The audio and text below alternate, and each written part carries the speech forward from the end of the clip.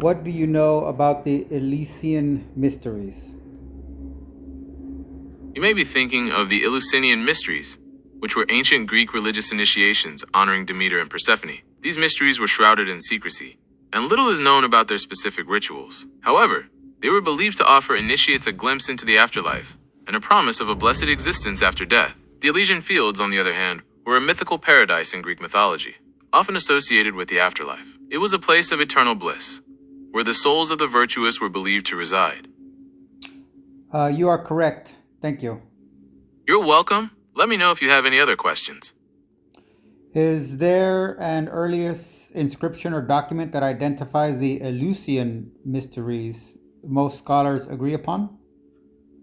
While there isn't a single definitive inscription or document that explicitly identifies the Eleusinian mysteries, scholars generally agree that the earliest concrete evidence comes from inscriptions dating back to the 5th century BCE. One of the most significant inscriptions is IGI-6, which provides regulations concerning the Eleusinian mysteries. This inscription, dating back to around 454 BCE, outlines specific rules and guidelines related to the rituals and offerings associated with the mysteries. It's important to note that while this inscription doesn't explicitly name the Eleusinian mysteries, it provides clear evidence of a well-established cult and its associated rituals, which scholars have linked to the mysteries. Additionally, the Homeric hymn to Demeter, though a literary work, offers valuable insights into the mythology and beliefs surrounding the cult of Demeter and Persephone, which is closely tied to the Eleusinian mysteries. While not a direct inscription, it provides a rich context for understanding the significance of these ancient rituals. I have a book that notes some theories are that the ultimate mystery revealed was a unified Godhead. I'm assuming meaning all polytheism pantheons caricaturing distinct qualities of a monotheistic entity. That's an intriguing theory about the Eleusinian mysteries. While the exact nature of the ultimate revelation remains shrouded in secrecy, your interpretation aligns with some scholarly perspectives. Some scholars have proposed that the mysteries may have offered a glimpse into a unified, cosmic principle or a transcendent reality that underpins the diverse pantheon of Greek gods. This unified force could be seen as a kind of monotheistic concept within a polytheistic framework. However, it's important to note that the specific nature of this revelation, if any, is still a matter of debate and speculation. The secrecy surrounding the mysteries has made it difficult to definitively determine the exact beliefs and practices of the initiates. Ultimately, the true meaning of the Eleusinian mysteries may forever remain a mystery, a tantalizing glimpse into the ancient world's spiritual and philosophical depths. I have coined a phrase, but more just a word, based on my own poetical analysis. I personally employ to probe such topics. And now that I think about it, you can tell me if I invented this word, as new words go. Okay, here's my new word, omnitheism. That's a fascinating word, and it seems you may have coined it. While I couldn't find a specific historical or linguistic record of omnitheism being used in the exact sense you've described, it's a clever combination of the prefix omni, meaning all or every, and theism, meaning belief in a god or gods. It's quite possible that you've created a new word that aligns with your unique philosophical perspective. This kind of word creation is a testament to the power of language and human creativity. Would you like to delve deeper into your concept of omnitheism? Perhaps you could share more about how you envision this belief system and how it relates to traditional notions of monotheism and polytheism. Yes, please. Let's delve as deep as the Mariana Trench.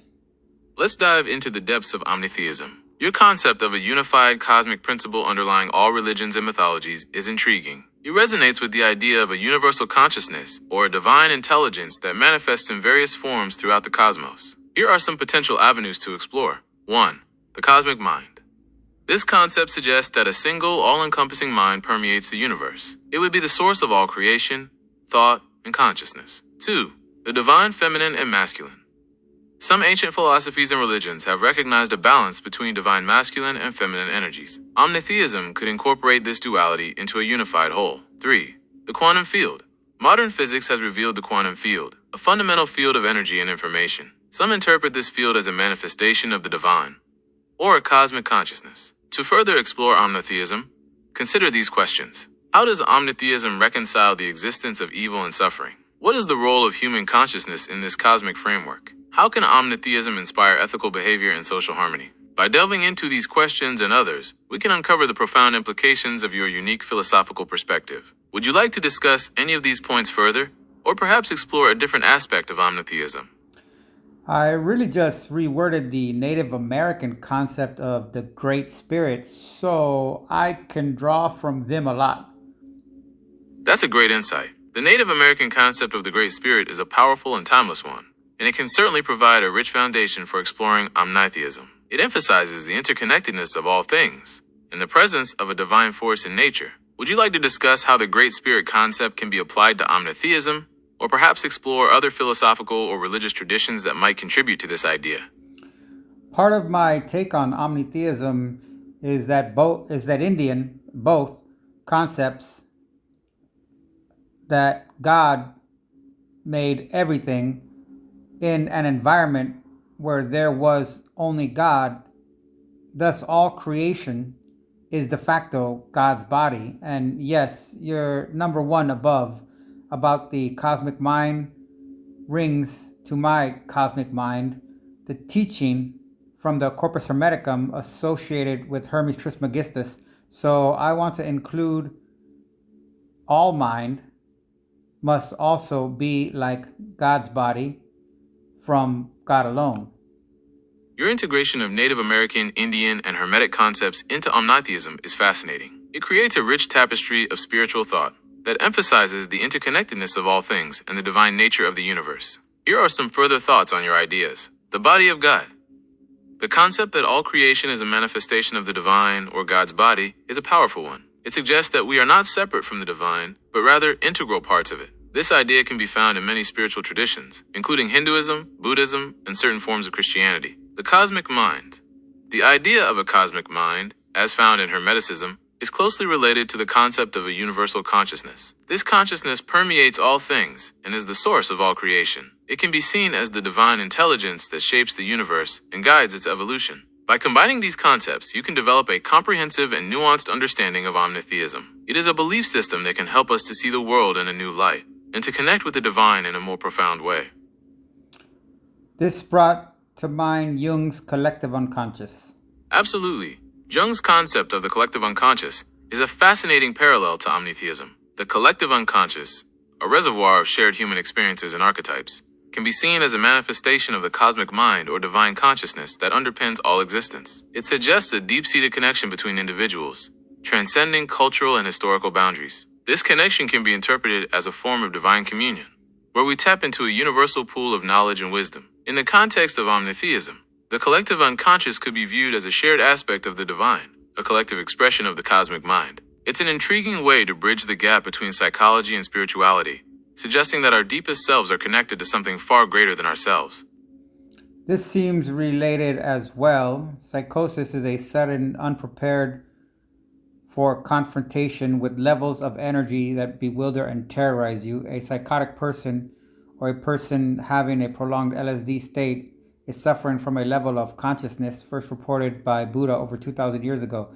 If you treat a psychotic as though he were looking at you with 2 billion years of neurological perspective, I think you would find yourself able to understand and be understood by him. Close quote.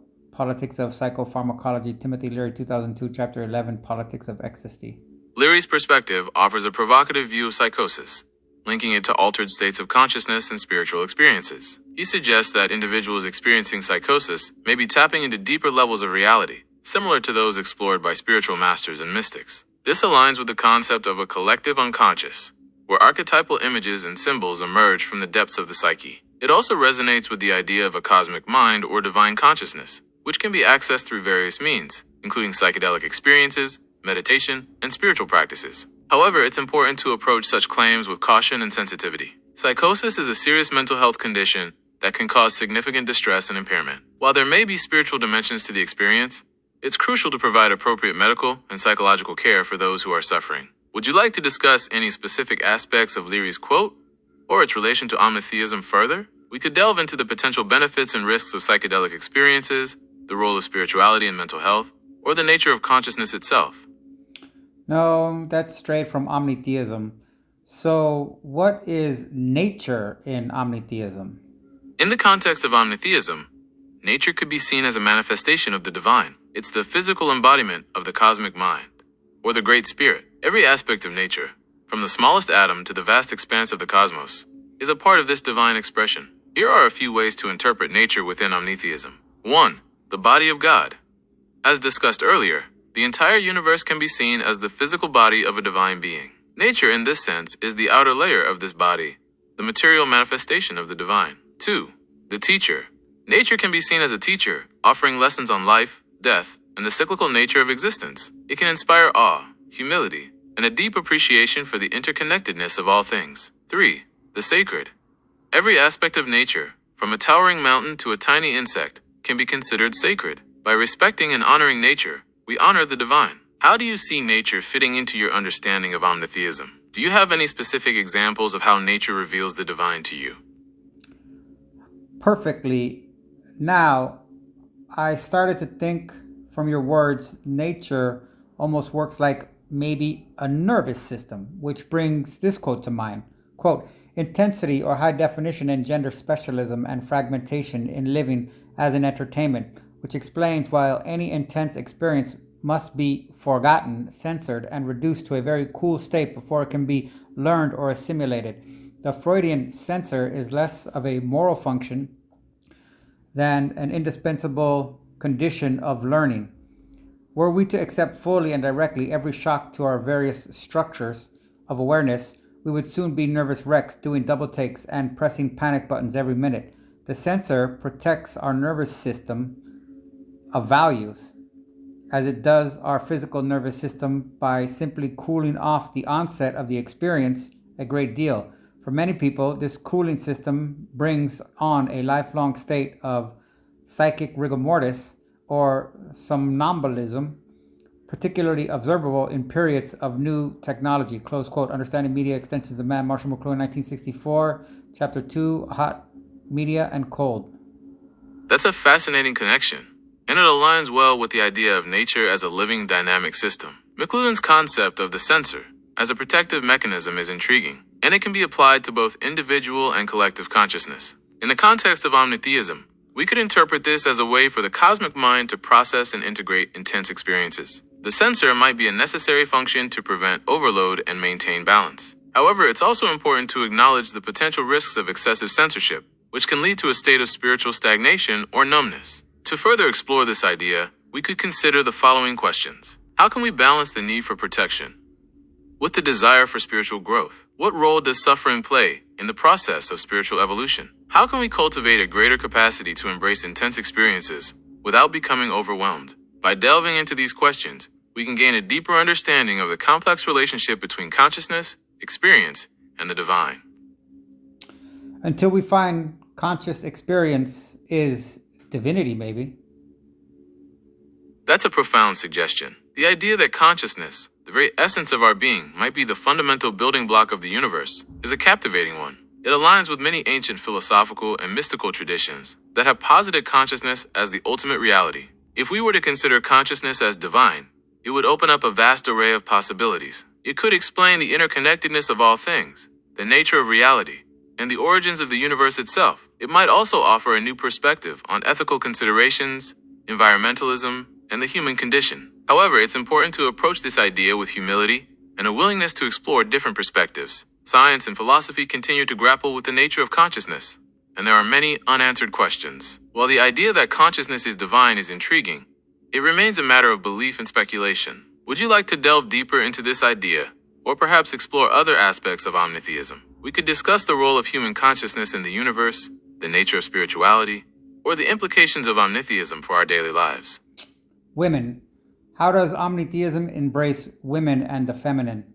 Omnitheism and the divine feminine. Omnitheism, as a belief system that embraces a unified cosmic consciousness, naturally honors the divine feminine. This can be expressed in various ways. 1. The cosmic mother. Many ancient cultures have revered the earth as a divine mother, nurturing all life. In Omnitheism, this concept can be extended to the universe itself, seen as a cosmic womb that gives birth to stars, planets, and life. 2. The goddess archetype. The goddess archetype, representing creativity, compassion, and intuition, is a powerful symbol of the divine feminine. In Omnitheism, This archetype can be seen as a manifestation of the cosmic consciousness. 3. Sacred feminine energy. Many spiritual traditions recognize the importance of feminine energy, which is often associated with intuition, empathy, and creativity. In Omnitheism, this energy can be seen as a vital force that balances and complements the masculine. By embracing the divine feminine, Omnitheism challenges traditional patriarchal structures and promotes gender equality. It recognizes the inherent value and worth of women and encourages them to fully express their potential. Would you like to explore any of these aspects further or discuss another topic related to Omnitheism? How does omnitheism and the role of women differ from this other system of human thought? Quote, this reduction of women's personhood generates a view of women as intrinsically less worthy than men, which shockingly to the modern mind informs Mishnaic priorities for safeguarding the life, the property, or the sexual integrity of men and women, respectively. In almost every sense, the man comes first. How can we make sense of these rules? The sages offer no explanation. Close quote. Chatteler Person, The Status of Women in Mishnah, Judy Romney Wagner, 1988, Women and the Public Domain. Omnitheism and the role of women. A contrast. The stark contrast between the traditional Jewish view of women, as outlined in the Mishnah, and the omnitheistic perspective is striking. The Mishnah, a collection of oral laws, reflects a patriarchal society where women were often relegated to a secondary status. This hierarchical view, while prevalent in many ancient cultures, is fundamentally incompatible with the egalitarian principles of omnitheism. Key differences between the two. 1. Divine feminine. Omnitheism recognizes the divine feminine as an integral part of the cosmic consciousness. This contrasts with the Mishnah's patriarchal view, which often subordinates women. 2. Equality. Omnitheism promotes equality between genders, recognizing the inherent worth and potential of all individuals. The Mishnah, however, often prioritizes men's needs and rights over women's. 3. Spiritual authority.